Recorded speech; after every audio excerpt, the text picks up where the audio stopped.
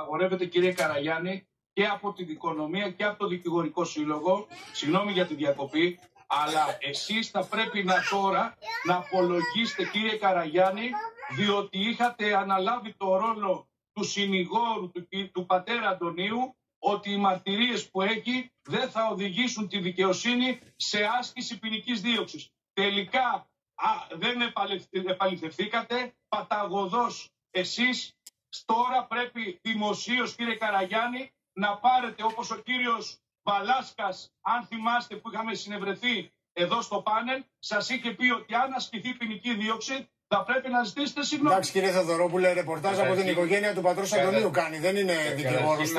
Ναι, αλλά έχει υποστηρίξει ο κ. Καραγιάννης ότι οι μαρτυρίες δεν θα οδηγήσουν τη δικαιοσύνη στην άσκηση ποινικής δίωξης. Εντάξει, αυτή ήταν η εκτίμηση. Εγώ δεν θέλω να σκυλεύσω ούτε τον ιερέα, δεν θέλω να σκυλεύσω ούτε τον ιερέα, ούτε να προκαταβάλω απόλυτα τη θεσμική σας θέση ως εκπρόσωπο ενός βεβαίως παιδιού. και για τον πατέρα Αντώνιο, ακόμη και από εκεί και πέρα δεν πρέπει να υπάρχουν ούτε πανηγυρισμοί, ούτε... Όμως κινδυνεύει, κύριε Καραγιάννη, ο πατέρας Αντώνιος στη μεγάλη εβδομάδα των πατών να είναι ίσως λέω, να κριθεί από τη δικαιοσύνη και προφυλακιστεί.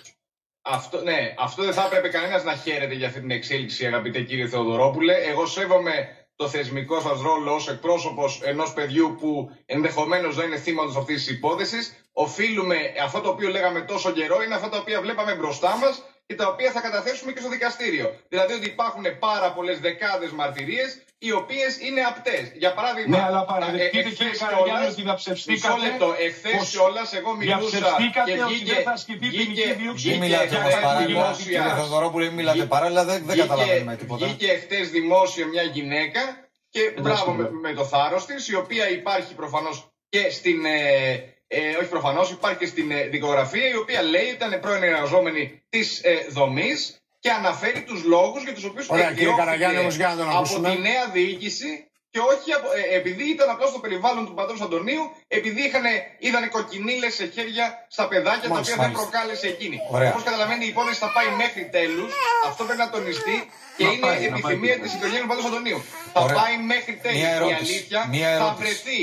Ο πατέρας Αντώνιος περνάει το Γολγοθά του, θα τον περάσει μέσα στη Μεγάλη Εβδομάδα.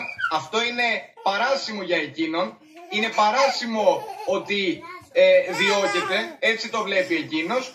Από εκεί και πέρα κανένας δεν πρέπει να χαίρεται, κανένας δεν πρέπει να επιχαίρει που ενδεχομένως, γιατί έχει δίκιο ο κ. Θεοδωρόπουλος, υπάρχει πιθανότητα ο ανακριτής να αποφασίσει την προφυλάκηση του πατρός Αντωνίου. Το θέμα είναι τι θα συμβεί σε αυτή την περίπτωση. Σε αυτή την περίπτωση θα αρθεί αυτοδικαίως το άρθρο 132 της εκκλησιαστικής αναφορικά με το θέμα, επειδή παίρνει ακόμα το μισθό του, για να δείτε πόσο η εκκλησία μας στέκεται στους ιερείς. Με παρέμβαση του Αρχιεπισκόπου μας, ο πατέρας Αντώνιος παίρνει ακόμα το μισθό του, παρότι τελεί σε αργία.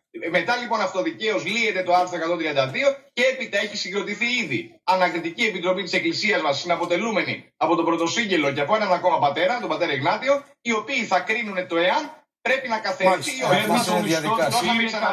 Σε περίπτωση προφυλάκησης θα υπάρξει καθαίρεση. Κύριε Καραγιάννη, βάλτε μια θεωρούμε ότι έχουν κακοποιηθεί, δεν έχουν καμία πρόνοια από το κράτος. Ενώ ο ιερέας, όπως λέτε, ακόμα παίρνει το μισθό του. Κύριε Θεοδωρόπουλε, αν μου επιτρέπετε λίγο να μας ακούσετε, γιατί πρέπει να σας υποβάλουμε και ερωτήσεις. Σας ακούω, κύριε Πιτρόπουλε.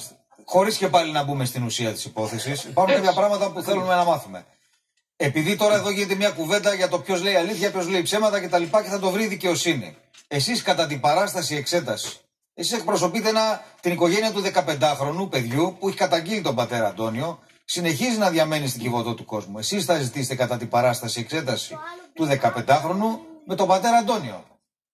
Αυτό το ζητάει ο ανακριτής ή ο εισαγγελέας. Εσείς τι θα κάνετε, είναι του ανακριτού αρμοδιότητα, κύριε Πιτάρα. Εγώ αυτό που μπορώ, εκτός από τις δεσμεύσεις που έχω του Δικηγορικού Συλλόγου, αυτό που μπορώ ξεκάθαρα και δημόσια να σας δηλώσω είναι ότι το 351 του ποινικού κώδικα αναφέρει ασέλγεια κατά ανηλίκου και χρηματικό πρόστιμο. Η τιμωρία δηλαδή που θα επιβληθεί σε όποιον καταδικαστεί είναι μέχρι 10 έτη, επειδή είναι κακουργηματική η πράξη. Το ταβάνι λοιπόν είναι της ποινής 10 έτη και από εκεί και πέρα υπάρχει και πρόστιμο 50.000 ευρώ με το νέο ποινικό κώδικα που έχει αναθεωρηθεί το 2019. Η κατά την παράσταση όμως κατάθεση των μαρτύρων οι οποίοι